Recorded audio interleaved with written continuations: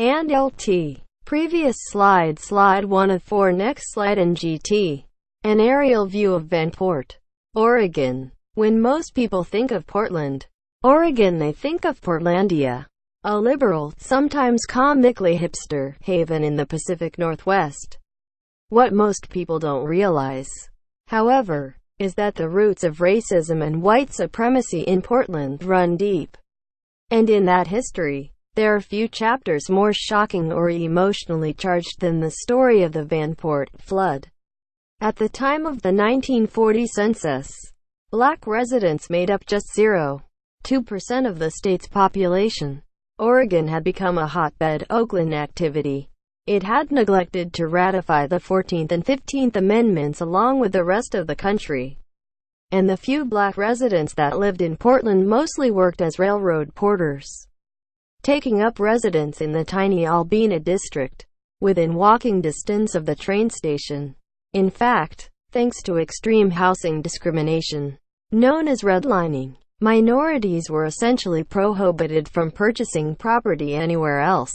So, during World War II, when industrialist Henry Kaiser recruited thousands of black workers from the South to work in his shipyards, building ships for the war effort, there was a serious housing shortage for him to contend with. The Housing Authority of Portland refused to build additional housing for these workers. Oregon historian Waleed Imrisha explains in the CBSN Originals documentary, Portland, Race Against the Past.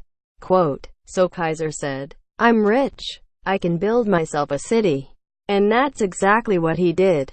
He built a city on unincorporated land between Vancouver, Washington and Portland, Oregon, and called it Vanport. And it became the second largest city in Oregon, and it was 40% black."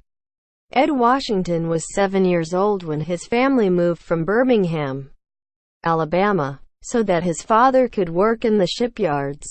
And he recalls that, as a child, life in Vanport was wonderful. For a kid, it was a wonderful place to grow up. Washington tells CBS News, "There were things here that I had not seen in Birmingham.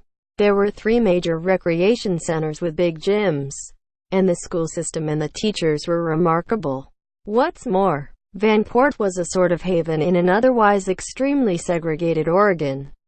It was an absolutely model, desegregated community with schools and daycare and everybody living as co-equals in housing," explains Judith Margles, executive director of the Oregon Jewish Museum. The problem was that Vanport was never intended to be permanent, only a temporary solution to the labor needs of World War II.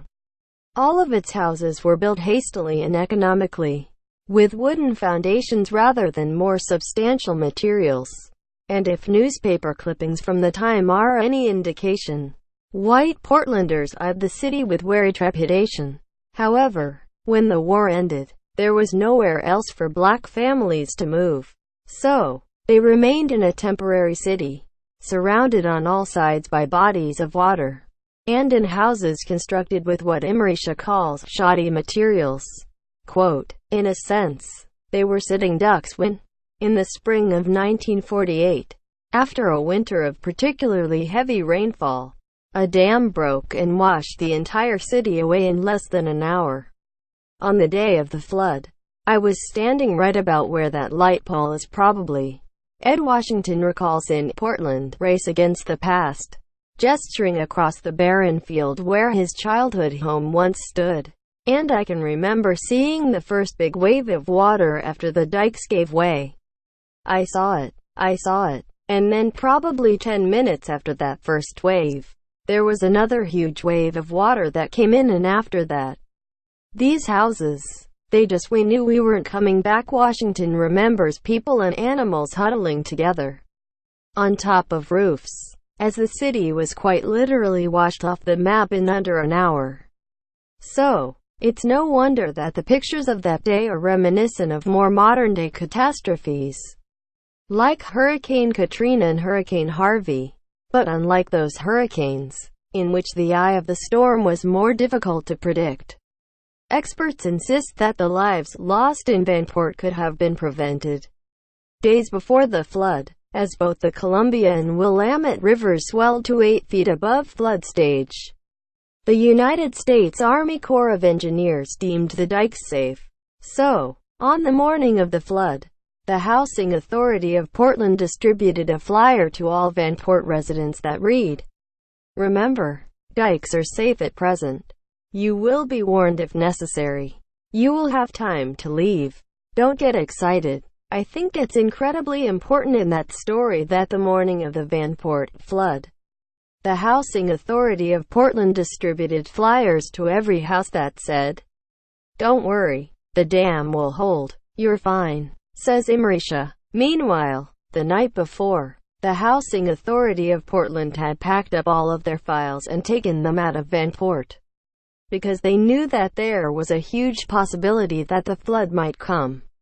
Watch. Vanport flood. Nothing left but memories. The official death toll is under 20.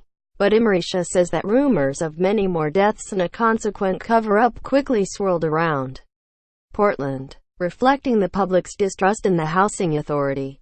And while there's no proof of any of that, there's no question that the flood left nearly 17,000 people houseless.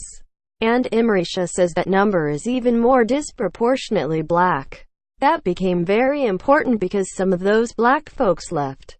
But many of those black folks moved to Portland proper, and the very strict segregated lines had to be expanded to accommodate those folks. She explains.